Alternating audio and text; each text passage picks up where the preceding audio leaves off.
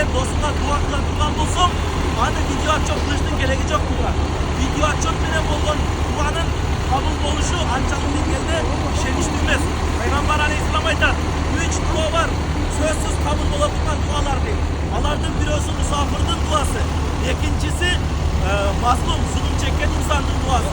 Alem üçüncüsü olsa al-ahu li ahihi bi zahril gayb'dir.